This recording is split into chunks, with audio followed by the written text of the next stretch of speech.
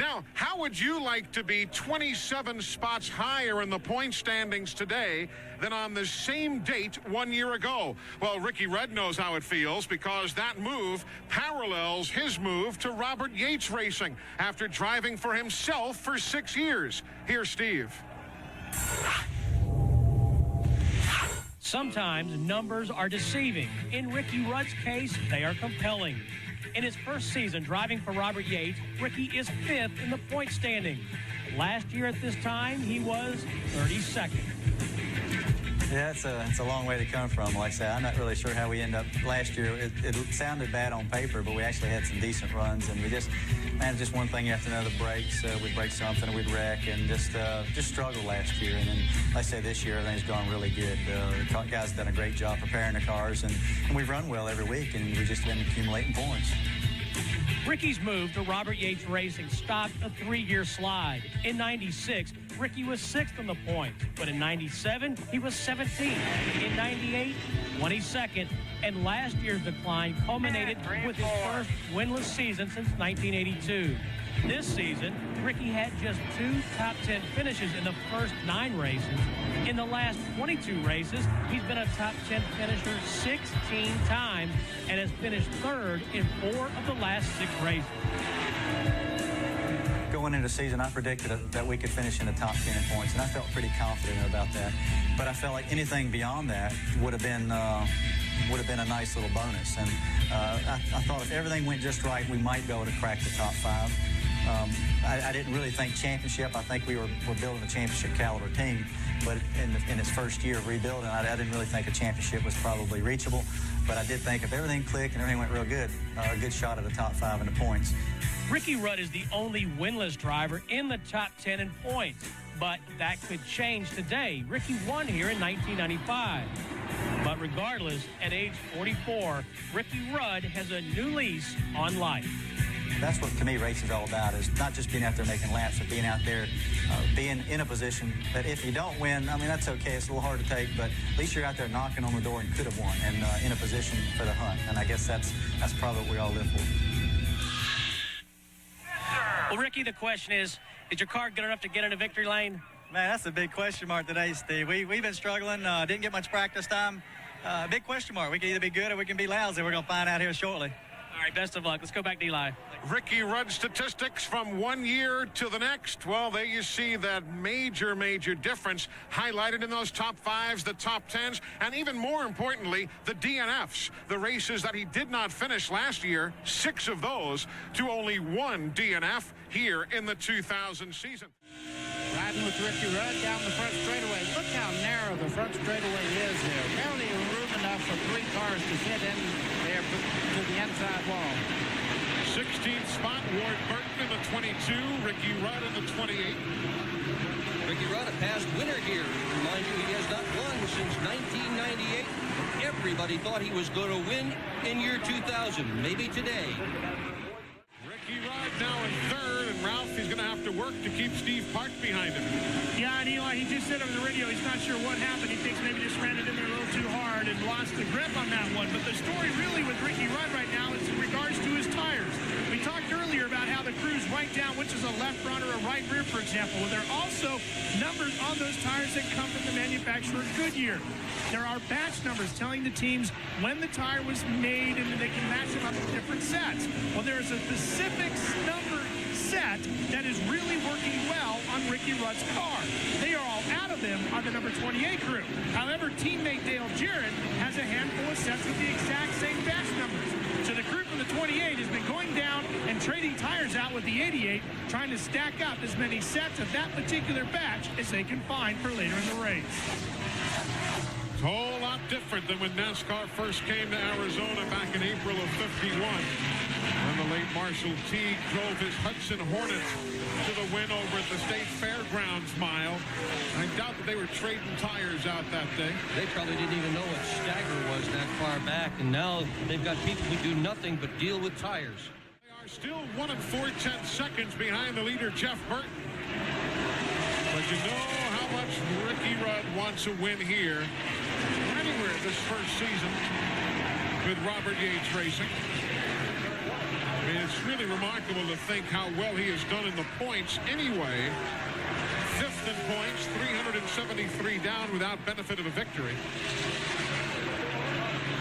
And he is setting sail. So you see the differential between he and that man, Jeff Burton, who has finished 4th here at Phoenix in each of the last 2 visits here for the NASCAR Winston Cup teams. As the sun again shines brightly here in Phoenix, Arizona, we are back under the green, and here comes a challenge for the lead. Ricky Rudd got a great run off turn 2 and just powered by Rusty Wallace down into turn 3 there. You see Earnhardt Jr. there trying to make his lap back up, but he can't do it. Steve Park is on the outside and cutting that line off for him, getting in the corner. And there's our Midas wall cam, the new Midas, for a whole new way to keep a good thing going.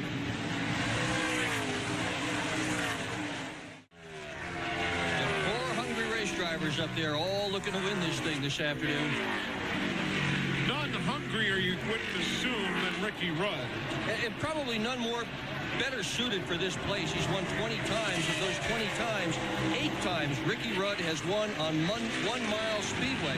When you think about how many mile tracks there are in comparison to the 1.5 miles and the 2.5 miles and the half miles, that is a disproportionate amount of success on the 1 mile. He is an expert on tracks like this. And for those of you who are new to NASCAR Winston Cup racing, remember that Ricky Rudd won at least 1 race a year, at least 1 a year, for 16 seasons before being shut out last year and thus far here in the 2000 season.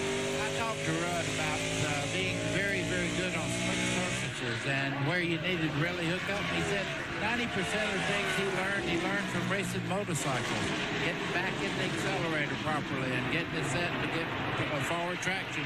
And he was a pretty good race car driver when he first started. Very, very good one. Broke in 1975 when he ran for Bill Champion. Then went into the family operation for a while, like he did with Al Rudd, his dad. Ricky Rudd by 1 6/10 of a second, trying to become a repeat winner here at Phoenix International Raceway. You know he's confident, but how about his crew chief? Ralph? Well, that crew chief is Michael McSwain. Michael, you two have worked real hard to get to this point where you can have that first win together. What have you got to do to bring him home today? Well, we've been really good on long runs all day. It's been our strong point. We were able to hold on there at the beginning of the restart. So I think we can do it right now. We'll just have to wait to see what happens. To win today would mean so much to Michael McSwain. He has never won a Winston Cup race. As a crew chief, Paul Andrews, crew chief for Steve Park, he's won 11 times, mean a lot to him. But first win, that's ever so special. It tastes so sweet. There is none that will ever taste better than the first. Your front 5 right now, Ricky Rudd, 1.4 seconds back to Steve Park in 2nd, nose to tail to Burton in 3rd, then a 2nd back to Rusty Wallace, and then a few car lengths further back to Jeremy Mayfield. That is the top 5 right now here at Phoenix International Raceway. Mayfield at 125.4 miles an hour. Last lap was at 125.8. It was the quickest of anybody at lap 287. Nobody cruising here. You can better believe that they are all on the gas as hard as they can. Rudd does not want those guys to close in on him. I just noticed the 28 car very, very high in 1 and 2 down there. I think he's looking for a place for maximum grip right now. He's changing his line around the racetrack. That means something, maybe giving up just a little bit in the car because he is searching for a place that the car stays as good as it has been for the past 15 or 20 laps. See how high he is there in the middle part of the corner.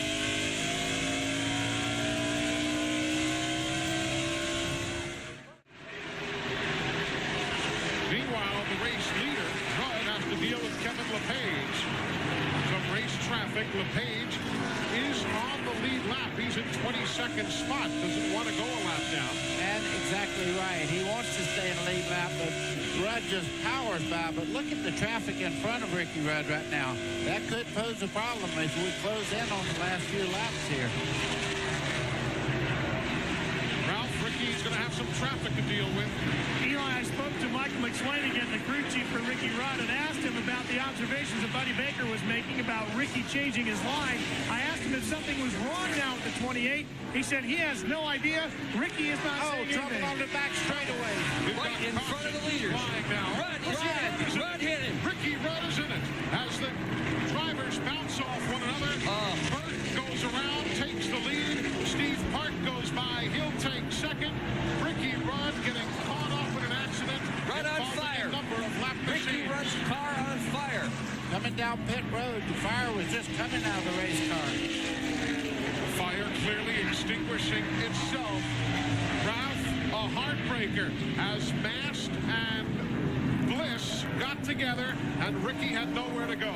Oh, Eli, total frustration down here. The crew was just throwing things in the air. As soon as they saw it, they were watching the monitors, watching our broadcast, and they saw Ricky hit him, and they all just threw their arms up in the air. They can't believe the horrible luck.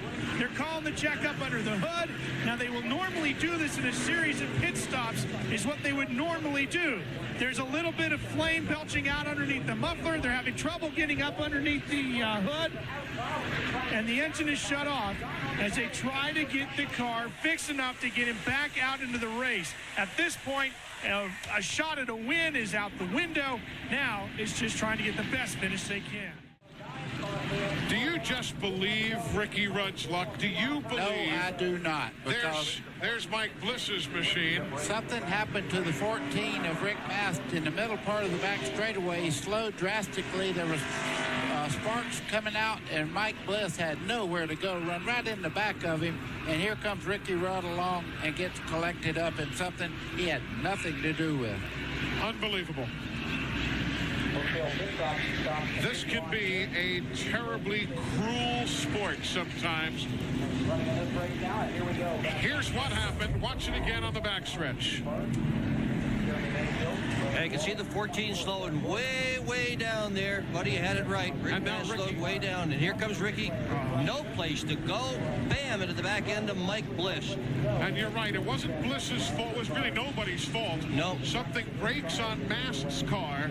He slows so dramatically. There goes Bliss ramming him, lifting him off the ground. He hit him so hard. And if Bliss had gone the other way, Rudd would still be leading this race. But he wasn't in control of the car. And Robert Presley on the outside, I'm not sure he didn't have something to do with Mast slowing down real radically there, because all of a sudden the 14 really slows up and Presley goes by on the outside. My goodness. On board with Ricky Rudd.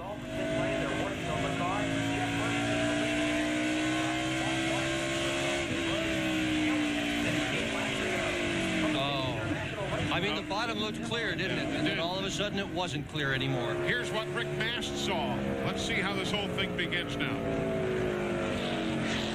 This is turn one. He goes way high. Up there.